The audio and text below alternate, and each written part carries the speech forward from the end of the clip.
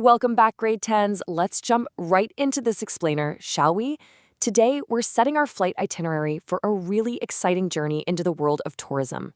So, whether you're prepping for your upcoming exams or you're just genuinely curious about how travel actually works, you are in exactly the right place. Let's get into it. Here is our flight plan for today. We're going to look at the travel bug, domestic tourism, international tourism, the big differences between them, and finally, why tourism matters. Starting off with Section 1, the travel bug. So I want you to use your imagination for just a second. Picture yourself packing your suitcase right now. If you could board a plane today, where would you go? Would you head somewhere close to home, or are you crossing the globe? Because believe it or not, that choice, the actual destination, is what defines the specific type of tourist you're about to become. Now take a look at this number, 20,000. That represents the massive square kilometers of the Kruger National Park, which is an absolute epic destination right here in South Africa. To put that into perspective, that is bigger than entire countries like Israel or Wales. It was originally set aside way back in 1898, officially established in 1926, and it's home to over 500 bird species and the magnificent 7 elephants. It is literally a world-class destination right in our own backyard. Or hey, maybe you'd prefer taking the aerial cableway up Table Mountain in Cape Town. We're talking about a 1,084-meter-tall flat-topped wonder made of incredibly tough sandstone dating all the way back to the Silurian and Ordovician periods.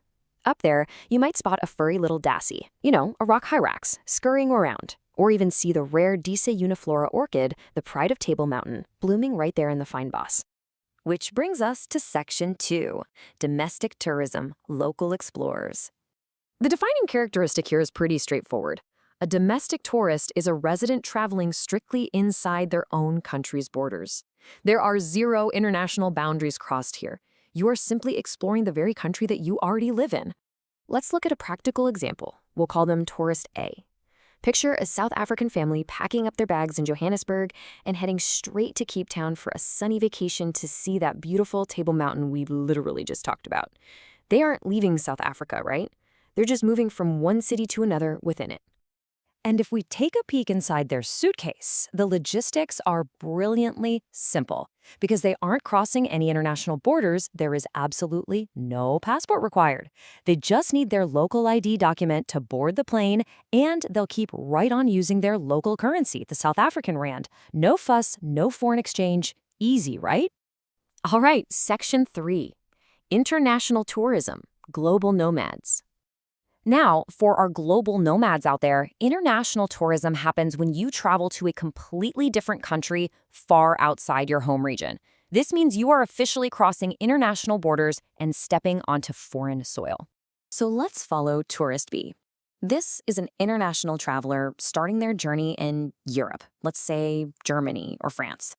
They pack their bags, board a long-haul flight, cross multiple international borders, and arrive in South Africa. Maybe with the dream of doing a sleep-out hide under the stars in the Kruger National Park. Now, tourists' suitcase?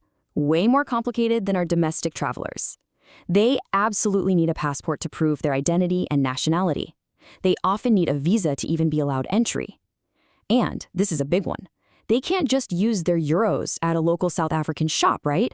They have to exchange that foreign currency into rands. Actually, let's pause on that word visa for a quick second. A visa is a specific permit that gets added to your passport. You see, every nation wants to control who visits their country for security reasons.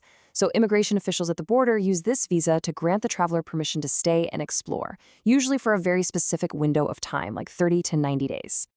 Moving on to Section 4, the big differences. It really is the ultimate tale of two trips. Tourist A stays local. And the prep is super low stress, right? No passport, no visa, and they use the exact same money they use at home. But Tourist B, our international traveler, well, they have a whole lot more admin. They've got to deal with passports, they have to apply for visas well in advance, and they have to constantly calculate foreign exchange rates to pay for their trip. I want you to take a mental screenshot of this matrix for your exams. It is incredibly useful. It perfectly maps out domestic versus international tourism. But notice, we've actually added a third row in here, Regional tourism. This is when travel happens just across neighboring borders, like driving from South Africa up to Namibia within the Southern African Development Community.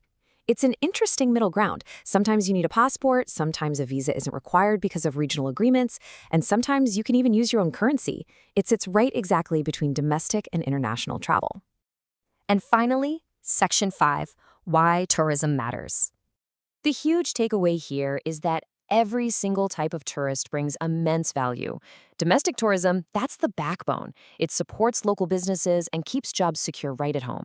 Regional tourism strengthens those cultural and economic ties between neighboring nations. And international tourism generates absolutely vital foreign exchange for the country, while promoting this incredible global understanding by mixing cultures. It's a win all around. So, based on everything we've unpacked today, from the sandy Fynbos of Table Mountain all the way to the strict passport controls at international borders, I want to leave you with this thought. Where will your next journey take you? Are you packing a light suitcase for a quick domestic adventure, or are you preparing your passport and visa for a massive international expedition? Keep learning, keep exploring, and I'll see you in the next Explainer.